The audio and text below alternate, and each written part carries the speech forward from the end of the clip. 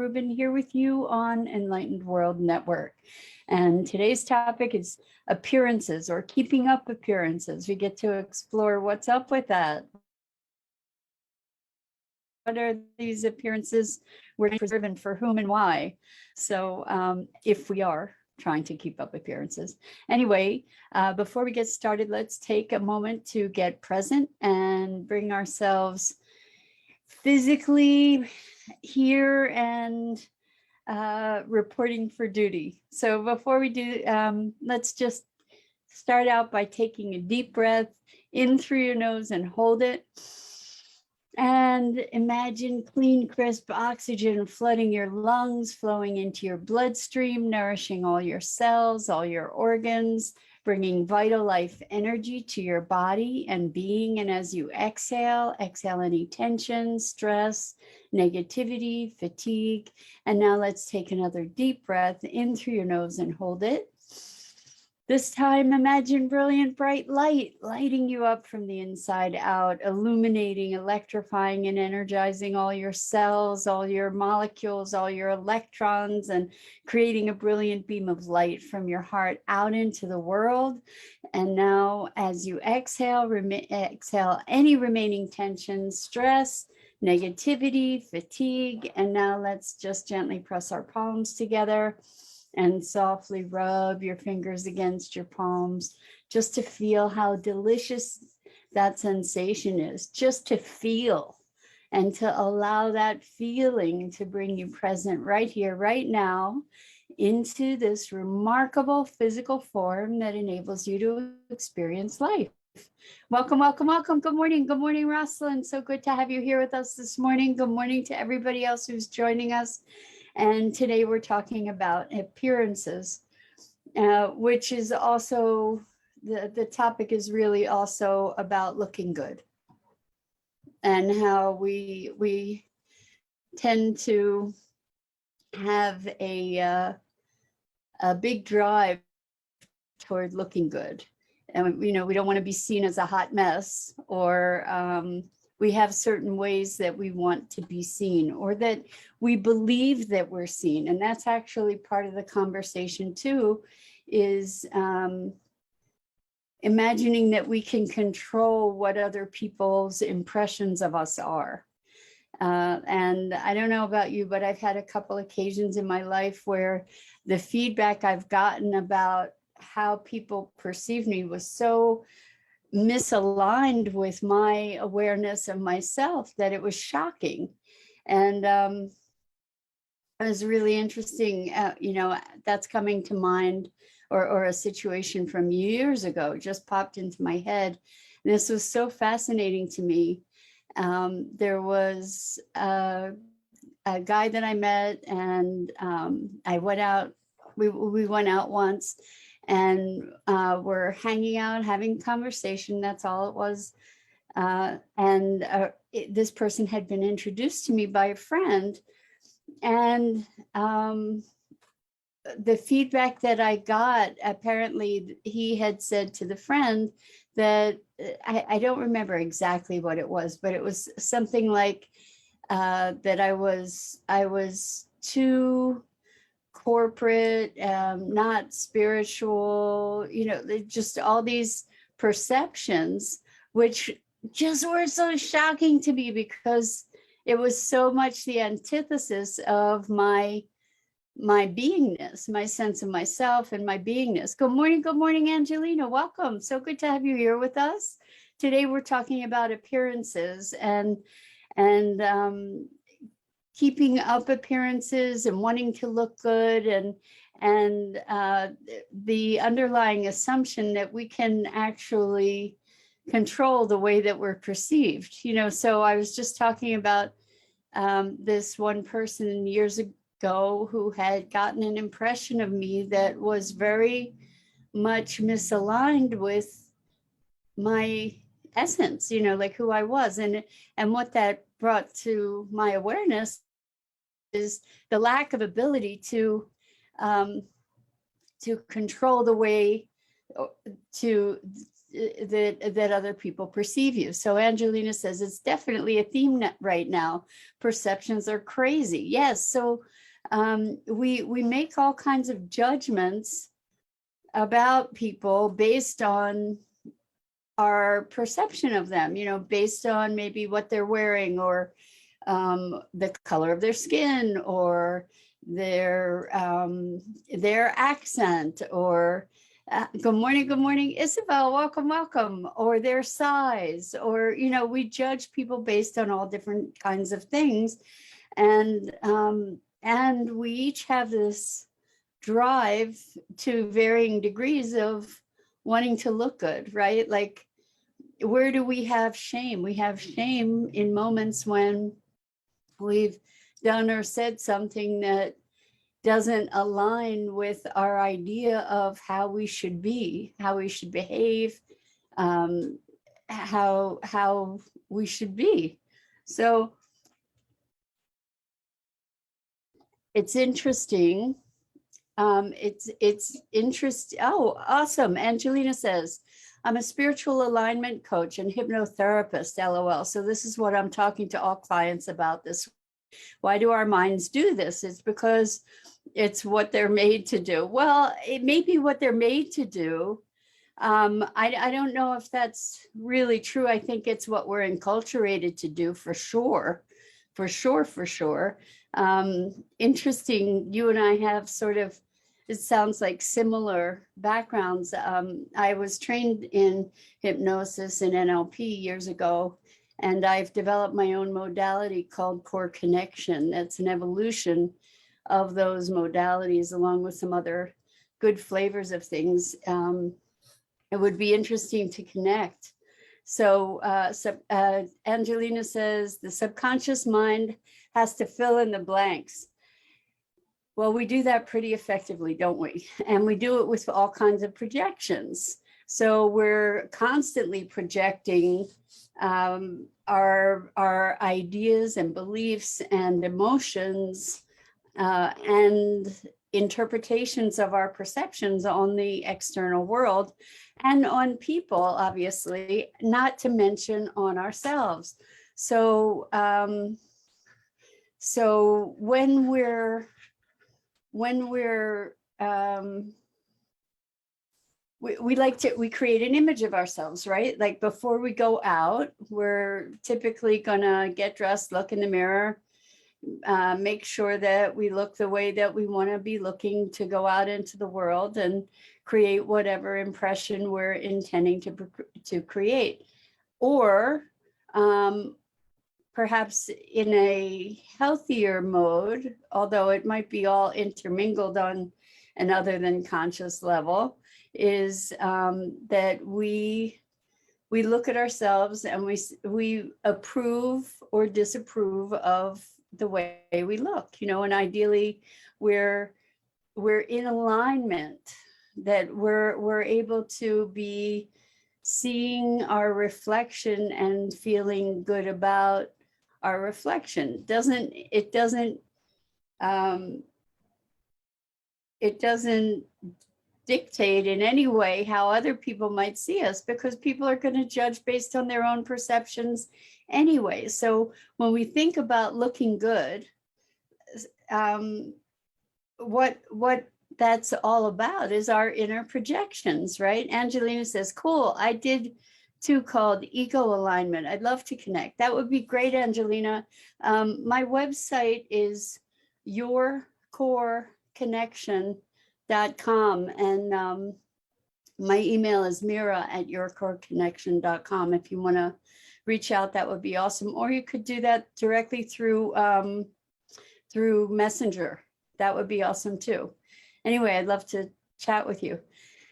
So let's talk about appearances, keeping up appearances. This is a deeper conversation around this notion of looking good and kind of hiding from the external world and whatever kind of judgment we're trying to moderate, right? keeping up appearances, like things may be falling apart in my world, but I'm going to keep a stiff upper lip and I'm going to present, I'm going to hold it together in front of you so that you don't really know what's going on in my life, or you don't really know that I'm in crisis. In other words, I'm keeping you separate. I'm kind of creating this, I guess on some level, oppositional relationship, because it would be dangerous to me somehow, the perception, it would be dangerous to me somehow to be vulnerable to you. You know, like if I'm not keeping up appearances, then you might judge me, or you might think poorly of me, or you might not be my friend anymore. And if it's a matter of that, are you really a friend in the first place, right? If I have to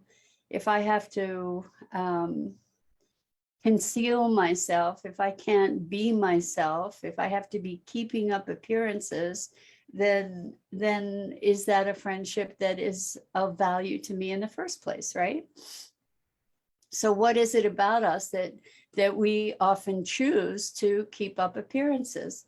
So where this conversation is coming from is that I was with a client yesterday, and a male client who became very emotional, legitimate, it's always legitimate, but who became very emotional and was really working to stifle that.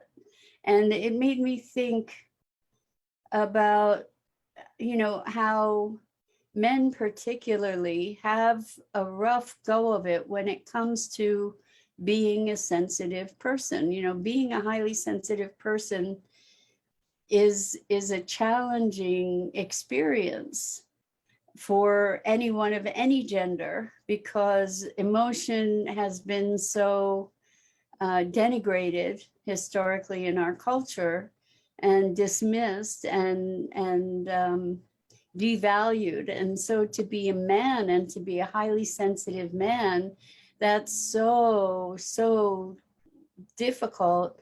If you look over, I mean, hopefully now it's becoming easier, but the paradigm for men has been, you know, to be tough and be strong and be the rational one, right? That if you're emotional, you're not rational. And so in a corporate workplace, to keep up appearances, it means having to, or it has meant having to sublimate that sensitivity, which is really, really sad if you think about it.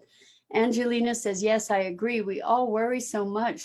This week I've been talking about assumptions, judgments, and how that is typically rooted in fear, right in alignment with what we're saying. So assumptions of other people's reactions, projection is really projection. And what's the fear? The fear of loss, the fear of attack, all kinds of fears. And Angelina says, oh yes, people always cry. I've had to become acclimated to emotions and crying, which was the hardest part of being a healer.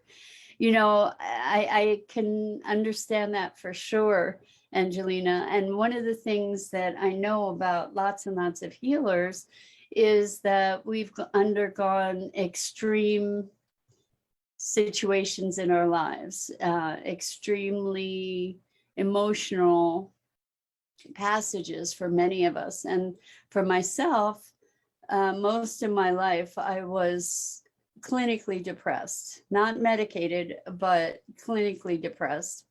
And to an extreme, suicidal ideation, all of that for years and years and years and years. And I believe really, truly that that experience enables me to be able to be present to others in their depth of emotion, to not fear that, for me not to fear that. And also to give permission and safety. What I mean by giving permission is it's not that somebody needs my permission to be able to be how they are, but to be able to be creating the space and safety for them to know that they're able to be however they are, that they're accepted, that they're welcome to be wherever they are, and that I don't flinch from it, because I've experienced that kind of depth of emotion, and I can understand how that's a very, very challenging thing for many people being a healer, is because people that in process of healing are releasing emotion that has been bottled up for so long, crying, and that any emotion really is energy. Welcome, Jorge. So good to have you here with us this morning. Welcome. So when people, again, keeping up appearances, trying to be strong or whatever in the face of emotion that's arising, the emotions arising to be released. It's an energetic surge. It's a communication from our body and being that is giving us information we can choose to receive or not. It's like pain and pleasure and emotion. All of this is feedback.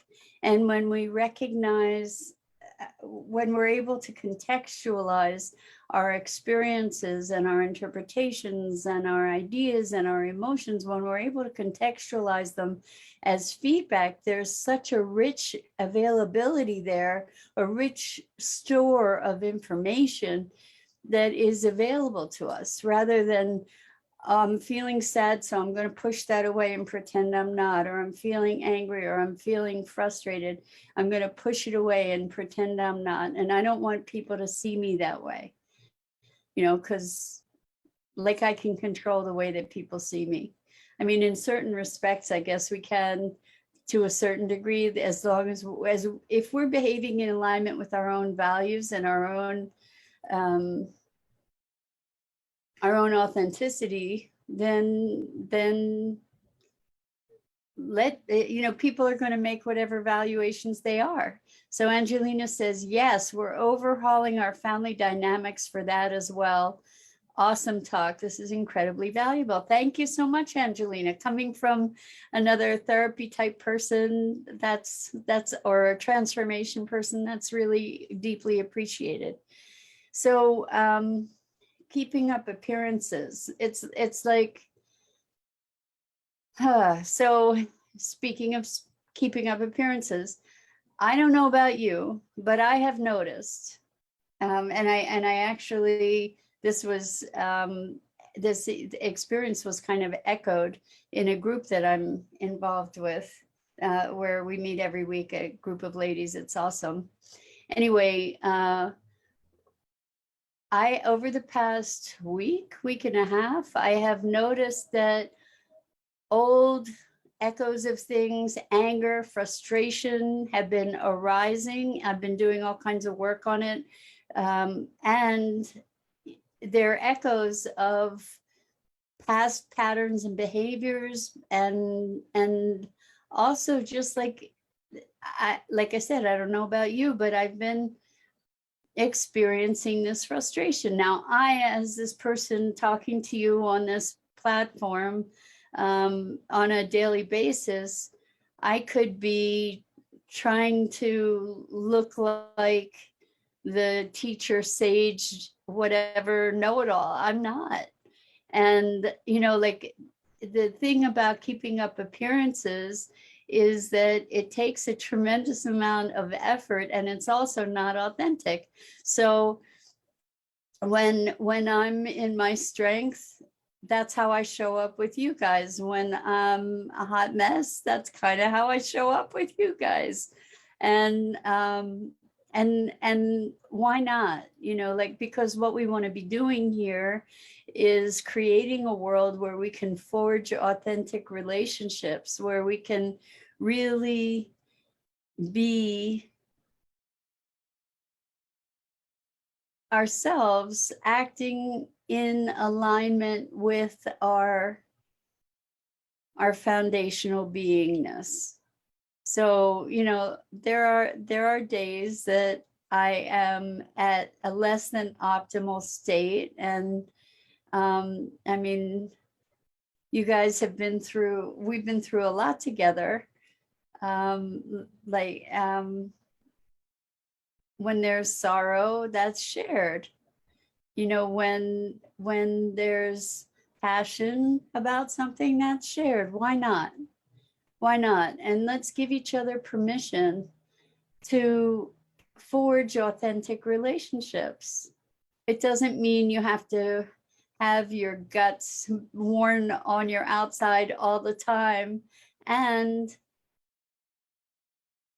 how can we expect to be able to receive support if we don't allow ourselves to ask, if we don't allow ourselves to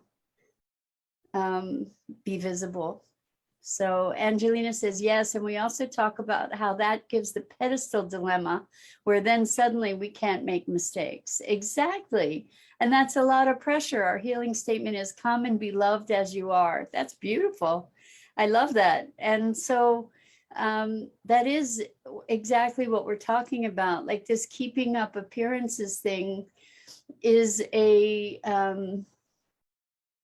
I think it's an outgrowth of lack of self-acceptance.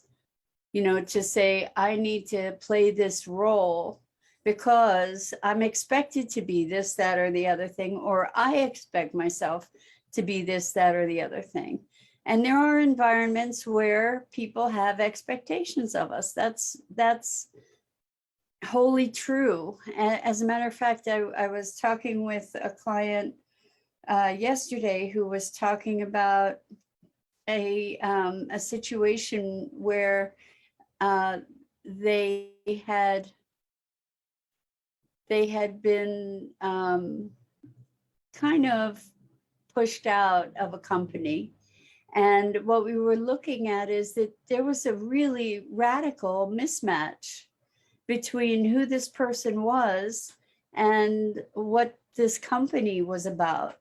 And the values between the person and the company became such a beautiful, an intensely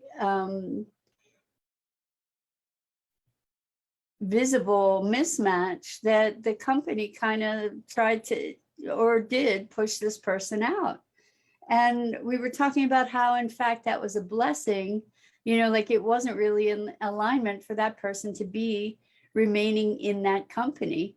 So Angelina says, we tongue in cheek call it toxic niceness. It's definitely a programmed social expectation. So I have to say, all right, so here I am, I'm giving these recommendations of being authentic and allowing yourself to be visible. And yet, when I was growing up, and for years, this was kind of a plague for me.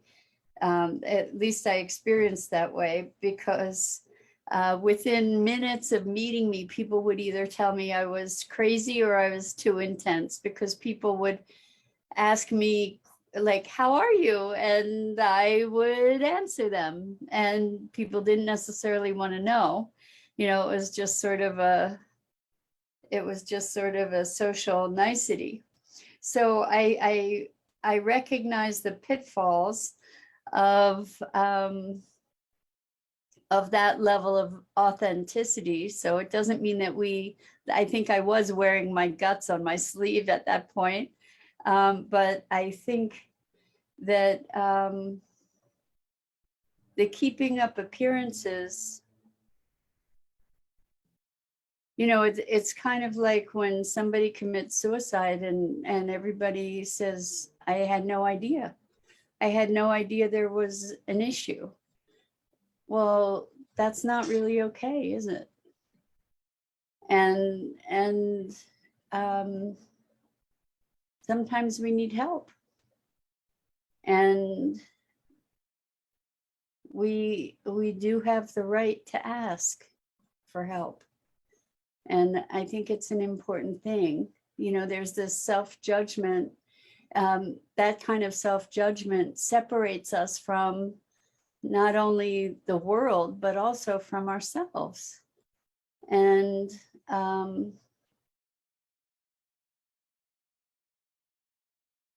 yeah, I think we've probably, especially with so many of us as healer people, I think we've probably endured a lot of intense judgments from others. So that being said, there's a place we get to find that is a place of balance within ourselves, like holding our own counsel and also being authentically expressed. I don't think that they're necessarily, I don't think that they cancel each other necessarily. I think we can do both. So Angelina says, ha ha ha, yes, I get in trouble with this in my family. A friend pointed it out to me that I would say I was fine and then start crying. Oh my gosh, Angelina, I get it. So when people tell me I'm fine, I listen and I said, I'm not really convinced, you know, or whatever it is. So Angelina goes on and says, and it was a huge eye-opening experience. I don't know if I'm supposed to comment this much. You can comment as much as you want. And I love that you're doing that. I love having the engagement from everybody. So welcome. I'm so passionate on this topic and I'm nerding out a little. So glad I woke up early today. Well, Angelina, I am too. And we do this every weekday morning at 9 a.m. Eastern. So if you wake up, I'm guessing maybe you're on the West Coast. Anyway, it's great to have you here with us. So Rosalind says, are we aware of our appearance only parts of the day? Who's being the mirror to us? I love that. I love that so much, Rosalind. And I like the way that you used the word mirror metaphorically there too. I think that goes to a deeper question. Are we aware of ourselves? Are we aware of ourselves throughout the day? You know, are we present to ourselves? Do we have self-awareness? You know, I think that we have self-awareness from one moment to another. I think that ultimately the ideal is to be aligned, self-aligned and present. And in those moments, when we are in presence, when we are aligned, I'm thinking that that judgment sort of disappears and we can be responsive to the stimulus in our environment. When people judge, including when we judge, we're just projecting our own perceptions, beliefs, interpretations, ideas, emotions, right? In fact, I mean, really, that's what the whole world is our experience of the world is all those projections, right? And so it's funny to me to see how we, myself included, kind of corral ourselves in with these projections, and they become sort of a nested experience where this projection generates that experience, which generates another projection, and it just goes on and on. And we use those projections in so many ways to torture ourselves and others, right? You know, to be believing this is how I should be. I need to look strong. I can't cry. All these different things. And it's time for us as human beings to be freeing ourselves from the constraints of these very, very restrictive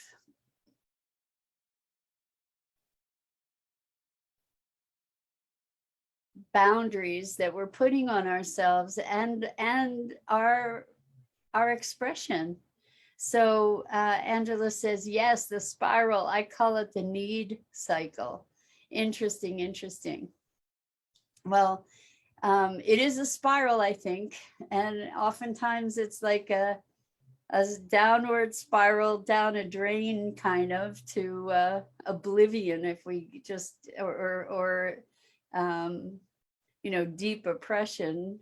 Whereas there's an upward spiral that I think gets more and more expansive as we follow that pathway to be dissolving our judgments, dissolving our attachment to our beliefs and manufactured identities.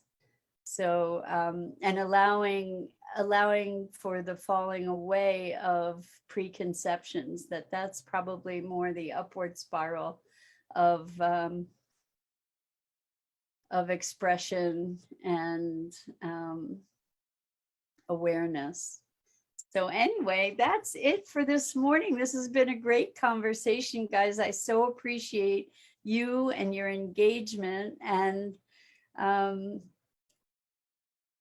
just really love the opportunity to inquire into all these different topics together. So Angelina says, yes, absolutely. The aligned way is upward and the desire cycle. The downward is the need cycle, which leads to fear and problematic behaviors. Interesting way of perceiving it. Thank you, Angelina, and thank you, Rosalind, and thank you, everybody else who has joined us. Always such a tremendous pleasure. I agree. It really was fun. I'm Mira Rubin. This is the Core Connection, and I go live here on the Enlightened World Network Facebook page each weekday morning at 9 a.m. Eastern. And I invite you to check out all the other awesome programming on Enlightened World Network's Facebook page, as well as Enlightened World Living and EWN One with the Earth. And hopefully I will see you again here real soon. Until then, so much love.